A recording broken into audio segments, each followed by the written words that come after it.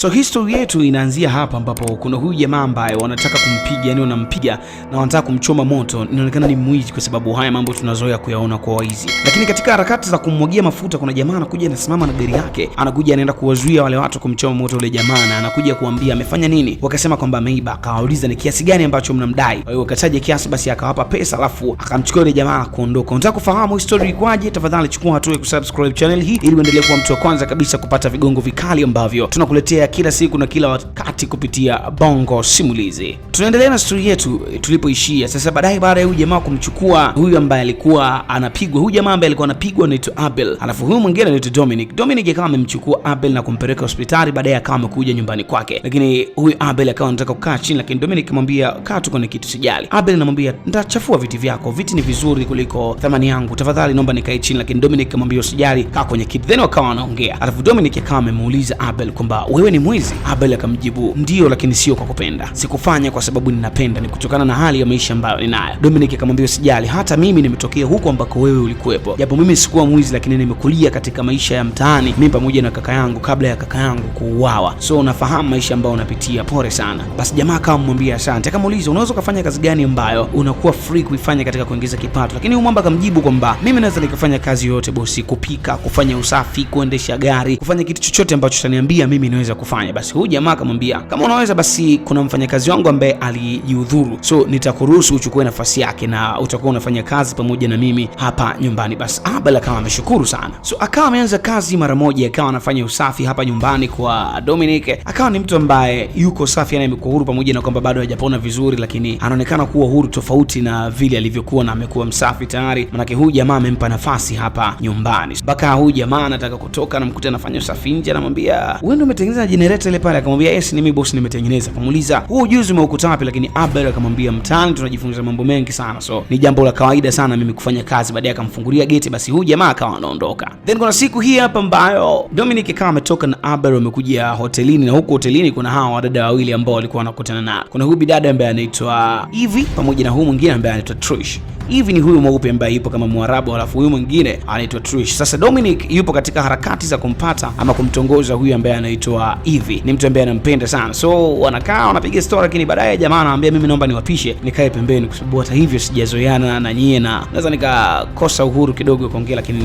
naomba niwaache. Lakini wakati anatoka Ivy akawa anamwangalia sana huyu jamaa, so akawa amepiga story hapo, basi maisha yakawa safi. Kati wanarudi nyumbani wakiwa kwenye gari, wanajaribu kupiga story, wanafurahi. Abel ni mtu utani sana, so anamtania Dominic kwamba vipi pale shemeji yangu ni yupi? Lakini huyu jamaa anamwambia ni yule mweupe ambaye anaitwa Ivy, so umemuonaje? Jamaa anamwambia yes, yuko vizuri sana na unaendana naye kabisa. So ni hii siku nyingine ambayo wamekaa wote wanne tena wakiwa nyumbani hapa, na wanajaribu kupiga story, akiwepo Dominic, akiwepo Abel, akiwepo Ivy pamoja na Trish. So wanaendelea kupiga story, lakini Abel ni kama akawa aongei kitu chochote, kwa sababu unajua hawa kwake ni wageni, so hajawazoea hata kidogo. Sasa huyu bidada ambaye anaitwa Ivy akamuuliza mbona umekaa kimya sana, una cha kuongea? Abel akasema yes, katika maongezi ambayo mnayaongea basi mimi sina cha kuchangia, lakini kingekwepo usijali, mimi ni mtu ambaye naongea sana, ningeweza kuchangia. Lakini bidada akamwambia tuambie hata kuhusu wewe. Akamwambia mimi mnavyoniona, so sina namna nyingine ya kuongea au kujieleza kuhusu mimi. Na huyu bidada mwingine ambaye anaitwa Trish ni mtu mwenye dharau sana, yani mtu kama huna hela, yani anakudharau sana, so inakuwa noma. Na upande huu hapa tunamwona tena huyu bidada ambaye ni mfanyakazi wa huyu jamaa ambaye anaitwa Dominic, anayefanya naye kazi ofisini. Anakuja hapa, anakuja kumwambia boss kwamba kikao ni saa 5, na boss wake anamwambia okay, basi ndo muda huu hapa. Lakini Abel anakuja anamwambia boss tayari breakfast iko tayari, so kama utujai tukala. Lakini boss wake anamwambia muda umekwenda, so nitakuja kula baadaye, lakini pia unaweza kaendelea na harakati zingine. So huyu bidada ambaye alikuja hapa ofisini, alikuja hapa nyumbani kwa Dominic, akawa anamtazama huyu jamaa ambaye anaitwa Abel, ni kama akawa amevutiwa naye, so akawa anamwambia hi mpaka anaondoka hi. Ni hivyo, yani kama amevutiwa naye hivi, so inakuwa noma sana. So huko ni nyumbani kwa Ivy pamoja na Trish. Huyu jamaa ambaye anaitwa Abel amekuja hapa, ametumwa kuleta maua, lakini akawa amekutana na Trish kwanza. Lakini huyu Trish akawa anamdharau kwamba umekuja kufanya nini kikaragosi kama wewe? Lakini jamaa akasema hapana, nimeelekezwa na boss nije nimfuate bidada ambaye anaitwa Ivy. So akaja akamkabidhi pale maua, alafu Ivy akawa amepokea, japo Ivy ni mtu ambaye yuko mbali sana katika kumpenda Dominic. Yani pamoja na kwamba Dominic anamfukuzia sana, lakini bado hajavutiwa naye. So alivyopewa haya maua pamoja na hizo ahadi, alivyotoka tu ile Abel, huyu bidada ambaye anaitwa Trish akachukua, akaanza kumnafiki kwamba unapendwa sana, cheki unaletewa maua, tazama zawadi zote hizi ambazo umeletewa wewe. Baadaye kuna chocolate ambayo ilikopo humo kwenye kibegi akawa amechukua na kuondoka nayo. Lakini tena tunarudi ni huku nyumbani ambapo huyu jamaa yupo jikoni anapika, alafu Dominic anakuja anamwambia kwamba chakula vipi bado, lakini jamaa anamwambia ndo tayari kinakaribia. Akamwambia okay, wageni wamekaribia kufika, lakini ghafla akawa amegonga mlango akasema ndo hawa wamefika. Basi jamaa akaenda kuandaa chakula, lakini wakati ameandaa chakula hivi pamoja na Abel ni watu ambao ni kama wakawa wameendana sana, yani wanapiga story, wako furaha sana. Huyu bidada yuko comfortable sana kuongea na Abel kuliko hata Dominic ambaye anamtongoza. So akiwa anapiga story na huyu mwingine huko akawa anajibebisha kwa Dominic, huyu dada ambaye anaitwa Trish. Yeye anajirahisisha kwa sababu yeye anampenda sana Dominic, lakini Dominic yuko mbali sana na yeye. So akiwa amekaa hapa hivi pamoja na Abel wanapiga story, wanafurahi. So maisha yanakuwa kama hivyo. Baadaye anakuja huku jikoni, huyu hivi anamkuta Abel anaosha vyombo, anamwambia oh, asante kwa chakula, unaosha vyombo mwenyewe, njoo nikusaidia. Lakini Abel akamwambia hapana, nashukuru, usijali, yani kuwa na amani, mimi naweza nikafanya. Lakini baadaye wakawa wanalazimishana kugusa vyombo, baadaye wakashikana mikono. So wakawa kama kuna hisia fulani hivi, lakini baadaye wakawa wamejishtukia. Upande huu hapa Seblen tunamwona Trish akiwa amekaa na huyu jamaa ambaye anaitwa Dominic. Anajisogeza, anajibebisha, lakini huyu jamaa anamfukuza na kumwambia tafadhali naomba ujiheshimu. Lakini wakati huu akiingia jikoni, huyu Dominic akamkuta hivi pamoja na Abel akiwa anaendelea kupiga story. Wakati Abel anaosha vyombo anaendelea kupiga story, huyu dada ambaye anaitwa Trish akawa ameingia huko jikoni na kumwambia hivi naomba tuondoke kwa sababu muda umekwenda. So huyu dada kwa sababu anakaa na mwenzake basi ikabidi aondoke, lakini inakuwa noma sana. Then kuna siku hii hapa huyu dada ambaye anafanya kazi ofisini kwa Dominic akawa amekuja hapa nyumbani. Wakati anamsubiri bosi wake, basi akawa anajaribu kupiga story na huyu Abel, na ni kama nao wameendana sana, ni watu utani. So bidada pia akawa amevutiwa na huyu jamaa kwa sababu ni charming sana. Lakini baadaye bosi wake akawa ameshuka na akawa anamwambia Abel kwamba najaribu kumpigia fundi wangu wa gari lakini hapokei simu. Lakini Abel akamuuliza kwamba nini, kuna gari yako imeharibika bosi, nikatengeneze, naweza nikafanya kwa nafasi yangu. Lakini huyu Dominic akamwambia hapana, sio gari yangu, ni gari ya hivi nyumbani kwake, nasema kuna kitu kinasumbua, so nampigia simu fundi wangu apokei simu na hapatikani kwa namba zake zingine. Huyu Abel akamwambia basi hamna shida, mimi nitaenda, kama tatizo litakuwa dogo basi naweza nikasolve, lakini tatizo likiwa kubwa basi tutamtafuta fundi. Basi hawa wakawa wanaondoka kwenye gari. Huyu jamaa ambaye anaitwa Dominic akawa anamuuliza huyu mfanyakazi wake, vipi, inaonekana mmepatana sana na mnaendana sana na Abel? Huyu dada akamwambia yes, kwa sababu pia ni charming,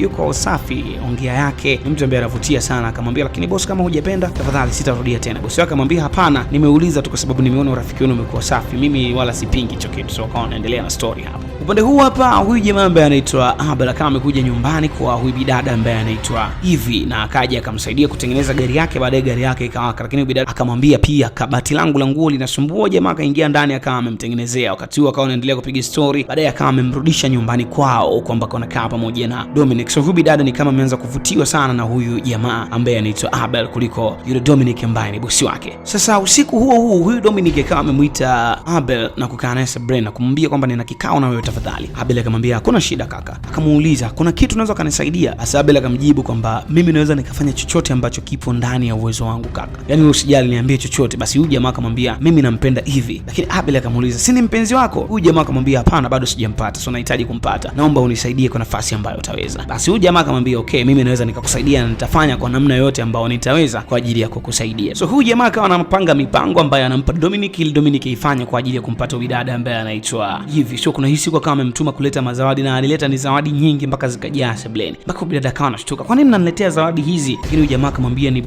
Dominic anakupenda sana. Dominic ni mtu ambaye ni mzuri, kind, yani ni mtu ambaye ana upendo kama malaika. Lakini huyu bidada hapendi sana akiona huyu jamaa, alafu huyu jamaa anamzungumzia Dominic. Baadaye akamwambia naomba uketi hapo chini tuongee. Basi akaanza kumuuliza maswali, wewe umetokea wapi, imekuaje mpaka ukakutana na Dominic? Lakini jamaa akamwambia tafadhali, mimi sipendi kuongelea kuhusu mimi, naomba tuongelee kuhusu Dominic kwa sababu Dominic ndio anayenituma kwako. So huyu jamaa anashusha swaga kwa ajili ya Dominic, lakini huyu bidada ameanza kuvutiwa na huyu jamaa. Anarudi huko nyumbani, Dominic anamuuliza Abel, vipi, amepokeaje zawadi? Basi huyu jamaa anapamba hata vile ambavyo yule binti hajavisema, anasema ameshukuru sana, yani nimeona umemsurprise sana, amefurahi sana, wewe endelea na hii juhudi alafu huyu bidada utampata. So ni hisi kwamba huyu jamaa ambaye anaitwa Dominic akawa anamwambia Abel, leo ni birthday ya Ivy, tafadhali naomba unipe namna ambayo unaweza nikafanya ili huyu bidada basi tumfanyie surprise, unadhani tufanyaje? Basi huyu Abel akamwambia mimi si ndo master plan, wewe niachie kila kitu alafu mimi nitafanya. So baadaye wakawa wameandaa sehemu ili waende usiku huo kwa ajili ya kumfanyia surprise.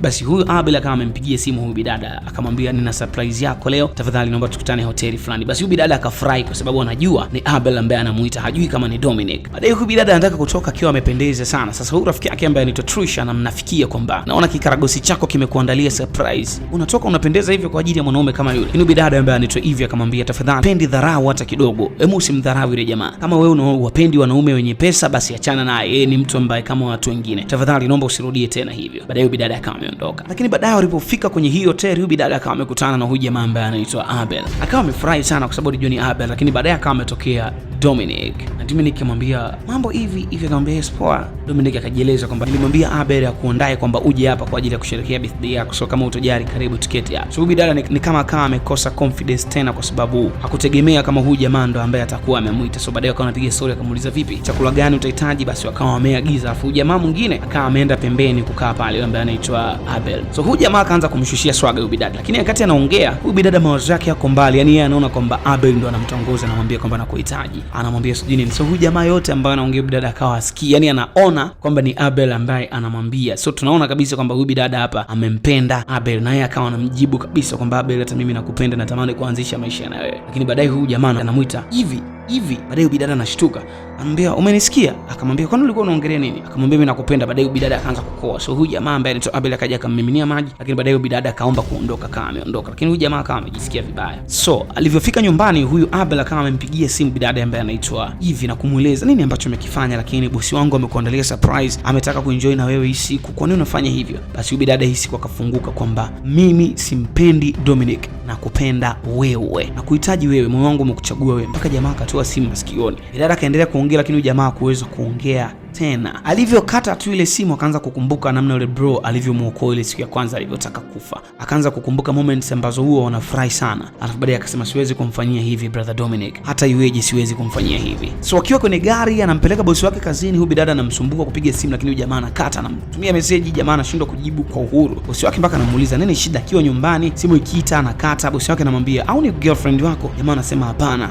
Akamuuliza afu girlfriend wako simjui ni nani? Lakini jamaa akamwambia kama mimi sina girlfriend, natamani nitafute pesa ili mambo yote yaje yakae vizuri. Jamaa akamwambia okay basi hakuna shida. Lakini yule bidada tayari amekwisha kuanza kumsumbua sana huyu jamaa, yani anampenda kweli kweli. Na hii ni siku nyingine, huyu jamaa kama amekuja nyumbani kwa hivi na kumueleza kwamba hivi, tafadhali, yule ni bosi wangu, ni mtu ambaye ameniokoa mimi mpaka hapo unaniona, basi ni kwa sababu ya Dominic, tafadhali sifanye hivi. Lakini huyu bidada haelewi, anamwambia kwamba mimi nakupenda wewe na sio Dominic, tafadhali na mimi pia naomba unielewe. Lakini huku nyumbani tunaona huyu bidada ambaye anaitwa Trisha amekuja kwa huyu jamaa, anaanza kumshika, lakini huyu jamaa kama kawaida akaanza kumsukuma, akaanza kumtukana. Huyu bidada akamwambia mtu ambaye unampenda moyo wake uko tayari kwa mtu mwingine, hebu achana naye kabisa kwa sababu hakupendi wewe. So huyu bidada anajua kwamba hivi anampenda Abel na sio huyu Dominic, so anachukua advantage ili ampate huyu jamaa. Lakini huyu jamaa akamwambia hata kama sikuhitaji naomba uondoke. So inakuwa noma kwa sababu tena huyu jamaa akawa anafika hapa nyumbani ambaye anaitwa Abel, na huyu Dominic akamuuliza Abel kwamba Abel, hivi ni kweli kwamba hivi ananipenda? Abel akamwambia yes anakupenda, ni swala muda tu atakubali, kwa sababu wanawake wao wanachukua muda sana kuelewa mambo. Basi huyu jamaa akamwambia nashukuru sana kwa kuwa mkweli kwangu. Lakini huyu Abel anaelewa kila kitu ambacho kinaendelea. So kuna hii siku ambayo akawa ametoka out tena akiwa Dominic, Abel hivi pamoja na Trisha. Huyo waiter akamuuliza Dominic, wewe unakula nini? Kama mimi nitakula kitu fulani. Trisha naye akasema mimi nitakula ambacho anakula Dominic. Alafu baadaye akaulizwa huyu bidada ambaye anaitwa Ivy, akaulizwa kwamba Ivy nakula nini? Ivy akasema Abel atasema chakula ambacho mimi nakipenda. So Abel akawa amechanganyikiwa kwa sababu mbele ya bosi wake huyu bidada ameanza kuonesha mambo ya ajabu. Akamwambia yes, mimi Abel